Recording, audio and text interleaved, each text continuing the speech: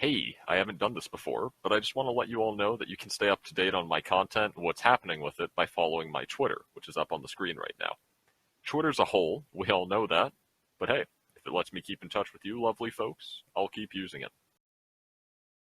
Spoilers ahead regarding the lore of Tequila and the story of the Dosale's holiday event. If you haven't yet beaten it and don't want to be spoiled, make sure to check the side stories menu of your game. It should be in there by the time this video's out. The last two offs have been fairly low-key, so what do you say we spice things up a little with the next one? Let's swing to sort out our problems for a day or two. I don't know. Silver Ash is looking kind of different nowadays. Looks younger and blonde and more fun, but also like a really questionable operator to build for the majority of content at first glance. He's perfect. He's a laid-back Dosale's resident. Not just that, he's the deputy director of the International Trade Management Department. He's apparently one hell of a conflict mediator, and also an individual who almost never shows any sort of negative emotion. He's a terrorist. A terrorist. He was literally a terrorist. Okay. Even if his past is questionable and there's a monster of power creep rapidly approaching down the pipeline, Tequila is much more than any of those things that I mentioned. He's more than a simple rebel. When he launched, he was the first member of what was then a new guard type. In an archetype where things were generally pretty cut and dry, he was simply built different. Good evening. I'm Weasley, and today in the fifth? I already have the fifth one written. We're going with fifth. In the fifth Arknights Operator Spotlight on this channel, we'll be covering the Pero Mini Silver Ash himself, the 5-star phenomenal agent and liberator guard, Tequila. Dosale's, the city of two suns. A beautiful city, undeniably, with a deep rot of criminal activity spreading below the surface.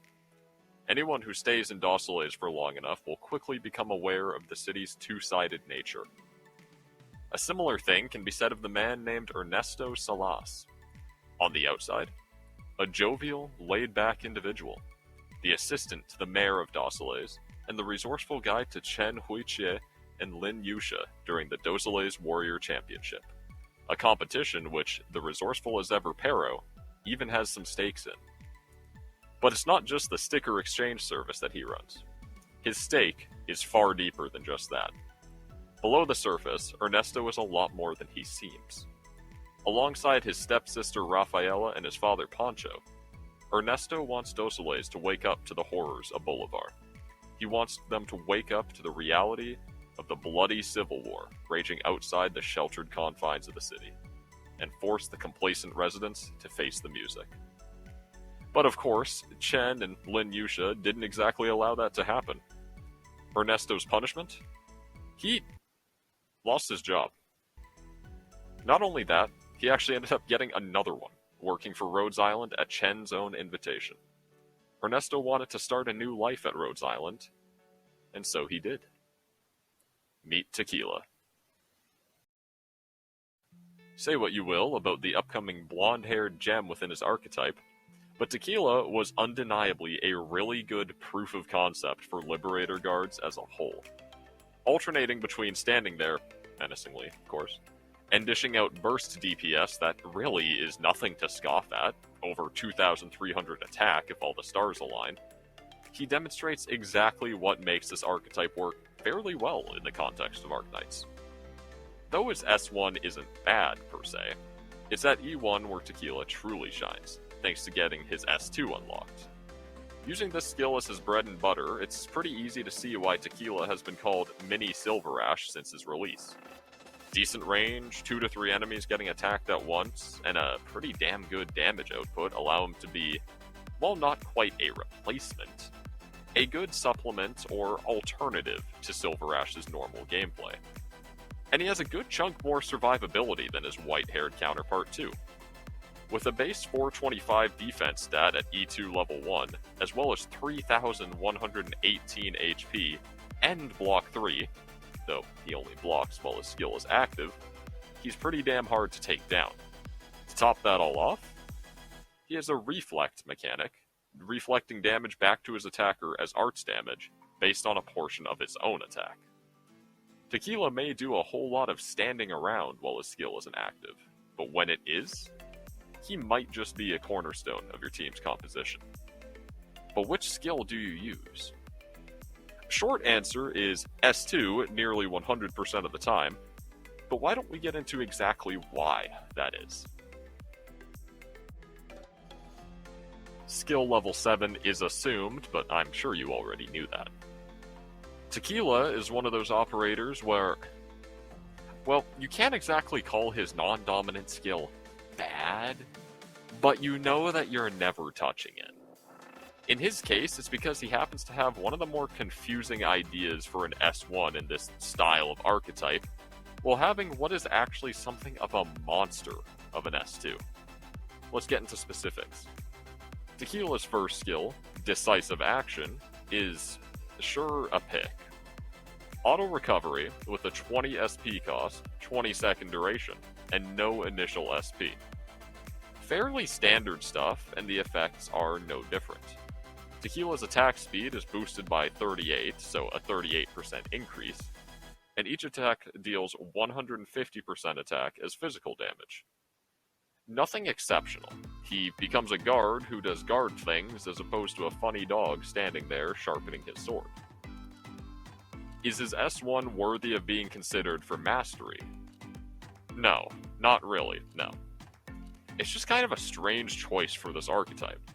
While the damage output is not anything to scoff at, with it climbing to a 50 attack speed buff and 170% attack as opposed to 150, the duration and the SP cost don't change, and the skill still doesn't benefit fully from one of the Liberator Guard's core mechanics, the windup. You see, Liberator Guards, the longer they don't have a skill active, gradually see their attack increase as time goes on, with the guard gaining an additional 200% attack buff after 40 seconds of aggressively power posing at the enemy. A 20-second SP cost, therefore, can still technically gain the full benefits of the windup, but it requires 20 seconds of skill charge and 20 seconds of standing there, doing nothing except for staring at the enemy like an MK Ultra test subject staring at a goat. Technically, this wait is needed for optimal damage, but it really doesn't lend itself to proper or satisfying skill cycling, unlike S2. This mythical S2, esoteric blade work, literally just meaning that Tequila's swordsmanship is on a level us non-blade studiers can't comprehend, is what you'll most likely want to be using. With auto recovery, a 20 SP cost, 20 second duration, and 10 initial SP, you're probably already going, but Dr. Weasel, 20 SP cost bad because windup, you literally just said so. And you'd sort of be right. Sort of. Ladies and gentlemen, allow me to introduce you to Overcharge. Or Charge. Overcharge sounds cooler, so that's what we're going with. Regardless of what you call it, it's a simple mechanic. Charge a skill for twice as long, gain a boosted effect, and my, what's twice as long as 20 seconds? That's right. Through Overcharge, Tequila's skill 2 charges at a perfect 40 seconds. Just enough for windup. Well, not counting the initial SP, but shush, we don't talk about that. S2's actual effects are a bit of a doozy.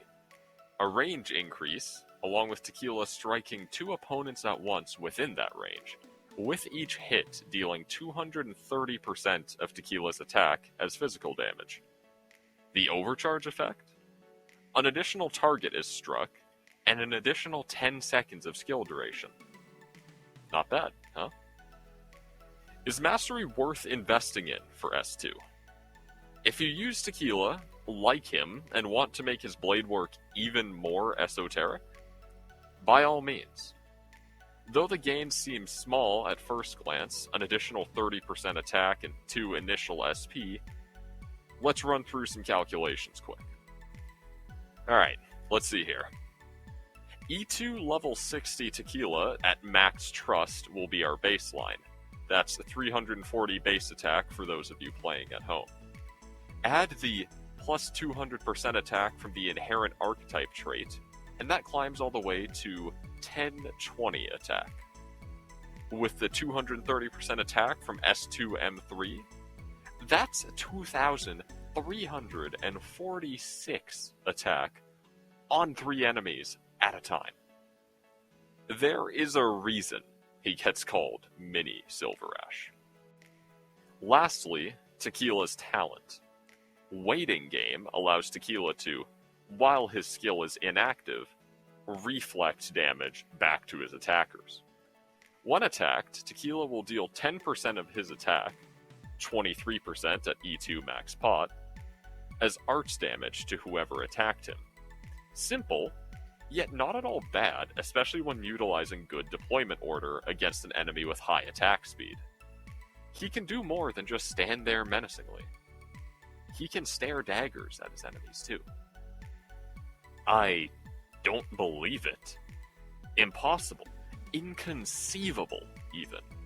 You mean to tell me that the Spotlight is on an operator that can actually consistently live through an AC buff? Not only that, he benefits from it in a massive way. It turns out, that's the case after all. In the realm of synergy, Tequila greatly benefits from any form of damage buff, really. Warfare in S2, AC S3, even Guard Mia's talent. They'll all benefit him, and ensure that he outputs even nuttier amounts of damage when he decides to stop ogling the enemies and start swinging his sword. As far as comparisons go, I'll say it immediately and honestly.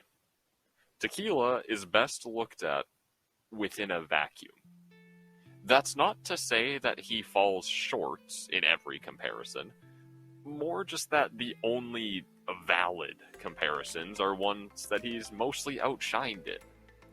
He's a hard unit to compare to others, and after racking my brain for a few days at work, let's face it, I work retail, I don't need much brain power for that. The best comparisons for him are that of Silverash, the 6-star Lord Guard of Legend, and Moinar, who is quite possibly the most anticipated upcoming unit for a lot of Arknights players. You see what I mean?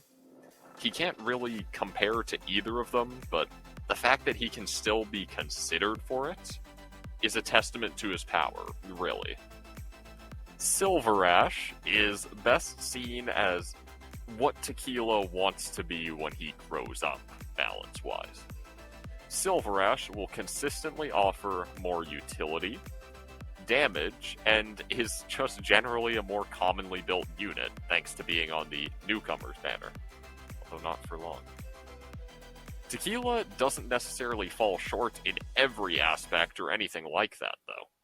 Tequila's tanky as hell, and when he's not staring at his enemies and hoping they'll drop dead, he does so happen to be a 3-block unit. On top of that, he's even got a little bit of damage reflection, and come on, just look at that smirk. Really, consider Tequila a complement to Silverash, or a Welfare Knight's alternative to him. He won't replace him flat out, but he can compete. Sorta. Moinar. Alright. One thing that needs to be understood is that Tequila walked so Moinar could run. We couldn't have the monster of balance that Moinar is without the funny terrorist Pero. All that said, and all that copium huffed, no, he doesn't exactly compete. How could he? Don't get me wrong, Tequila's got a lot going for him, it's just that Moinar has more in almost every way. Save for having a higher build cost and, I don't know, being a sin of balancing.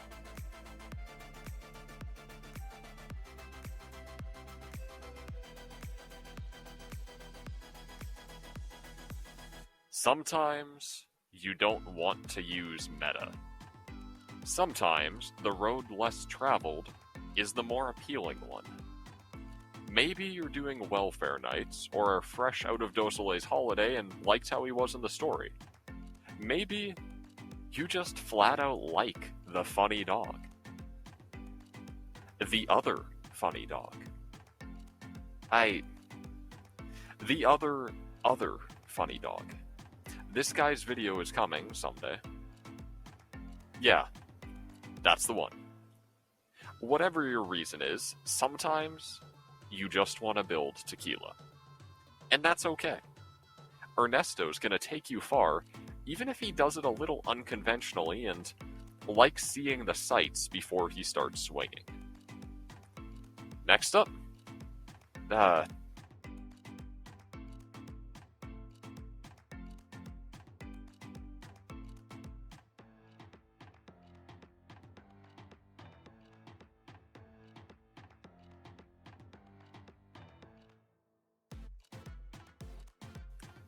hey, thanks for watching. Oof, it's been a while. Lots of stuff has happened in the last few months. I got a job, for one, which has been eating up a lot of my time and energy. Picked up some other games. Sure as hell still playing Arknights, though. That's not gonna change. And those have kept me busy in my free time. And, I mean, I wrote an entire script for a video that I decided to put off to get this one out closer to Dozole's rerun. That video is still coming, by the way. Regardless of all the stuff going on in my life, though, I want to thank everyone for coming back to watch this one. I'm not quitting YouTube or anything like that. I genuinely love content creation. I just really need to get off my ass a bit more and work on it. On that note, special thanks to my family and friends for continuously helping me along and giving me pointers when I need them. Writer's block doesn't have anything on me with you guys around. More thanks to my editors as well for taking the time to look this over, and I'm missing something. Yeah, Pookie smells. On that note, if you like what you saw, feel free to subscribe or drop a like for more. It'd help out a ton. Or don't. I'm not your dad. For now, though, this is Weasley signing off. Here's to more, hey?